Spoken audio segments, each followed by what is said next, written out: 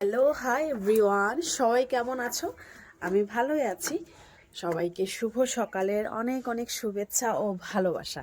তো আজকে মর্নিংয়ে তোমাদের জন্য একটা ব্লগ নিয়ে আসলাম। তাই এখন আমি কোথায় আছি জানো? আমাদের বাড়ির ছাদের উপরে আছি। আর অনেকেই জিজ্ঞেস করো যে লঙ্কার আসামের ওয়েদারটা কেমন, দেখতে পাচ্ছ? আমাদের এখানে আসামের ওয়েদার খুব সুন্দর।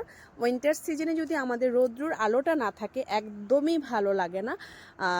কেন কি ঠান্ডার দিনে একটু রৌদ্রটা থাকলে সত্যি ভালো লাগে, শরীরটা একটু একটু আরাম পাওয়া যায়। কেন কি ঠান্ডাতে এমনিও ভালো লাগে না, আর ঠান্ডাটা মোটামুটি প্রায় অনেক জায়গাতেই খুব বেশি পড়েছে। আর আমাদের লঙ্কা তো ঠান্ডা আছে, কিন্তু এত একটা বেশি না, অন্য অন্য বারের মতন থেকে একটু কম আছে। সন্ধ্যার পরের থেকে একটু ঠান্ডাটা বেশ পড়ে। তো আজকে আমি যে ব্লগটা নিয়ে এসেছি সেটা কি ব্লগ সেটা তোমাদেরকে দেখাচ্ছি।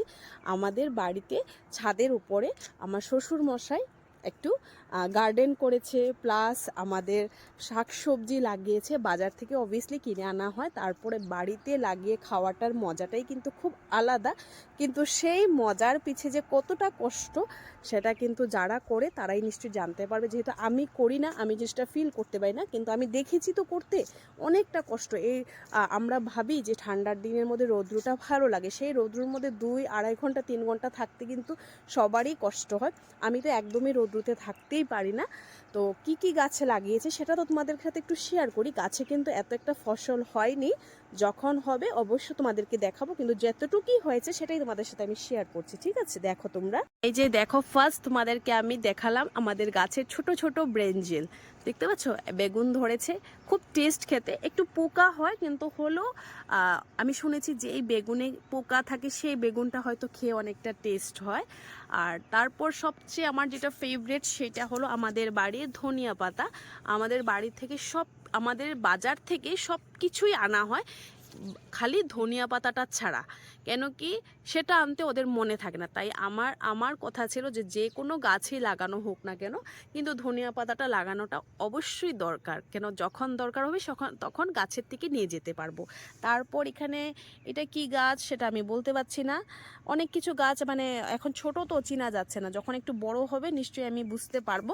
তোমরা দেখে নাও, লাগিয়েছে। তারপর এখানেও আরেকটা গাছ লাগিয়েছে, এখনো হয়নি, জাস্ট শুরু হয়েছে, সেটাও বলতে পারছি না কি গাছ।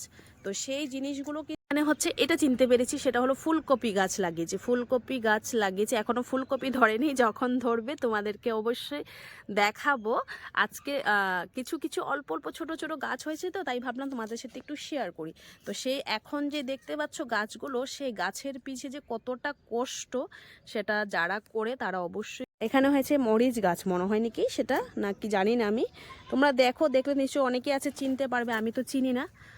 তো এই গাছকে জল দেওয়া, যত্ন করাটা কিন্তু খুব কষ্ট। কেন, উইন্টারে এত একটা বৃষ্টি থাকে না, তো বৃষ্টি না থাকার কারণে প্রতিদিন সেই গাছগুলোতে জল দিতে হয়, সব গাছগুলোতে জল দিতে হয়। তো সেই গাছের পিছে অনেকটা খাটাখাটনি থাকে।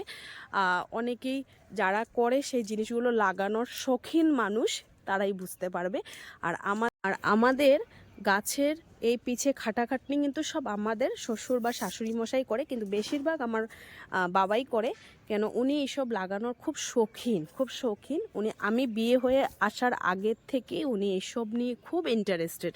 তো যখনই গাছ লাগানোর ওনার মানে একটা মাথায় নেশা উঠে যায়, উনি কন্টিনিউ কিছুদিন খুব কাজ করে। তো সেই জন্যই বলছি, তোমরা দেখে কিন্তু একদম কমেন্ট করতে ভুলবে না যে আমাদের বাড়ির সেই সবজির বাগানটা কেমন হয়েছে। বাগান বলবো না কি বলবো সেটা বুঝতে পারছি না। দেখো, একটু আগে বসে সেই গাছের মধ্যে কিন্তু অনেকটা মানে লতা পাতা জঙ্গলও হয়ে যায়, সেগুলোও কিন্তু ক্লিন করতে হয়।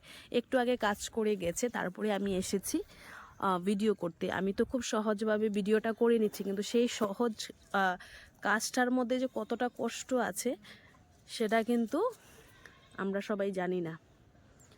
আমরা জানি না, যারা করে তারাই জানে অবভিয়াসলি। এই যে দেখো, আমাদের এখানে রোজও আছে, খুব সুন্দর সুন্দর রোজ। এখন কিন্তু ঝরে পড়ে যায়। উইন্টারে কি হয়, এত সুন্দর হয় না, ফ্লাওয়ার গাছগুলো এত সুন্দরভাবে ফুলও থাকে না।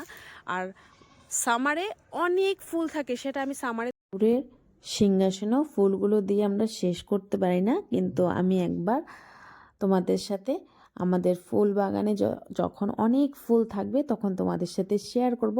এখন যেতগুলো ছিল সেগুলো তোমাদেরকে দেখিয়েছি। আর অবশ্যই তোমরা আমার মিনি ব্লগটা বলে ব্লগটা অনেকটাই বড় হয়ে গেছে, কিন্তু দেখে কমেন্ট করতে একদমই ভুলবে না। কেন কি গাছ লাগাও প্রাণ বাঁচাও, সেই গাছের জন্য একটা কমেন্ট তো নিশ্চয়ই তোমরা করতেই পারো। আর অবশ্যই বলবে যে আমাদের গার্ডেনটা কেমন হয়েছে দেখতে। আজকের জন্য এখানেই শেষ করলাম। Tata, bye bye.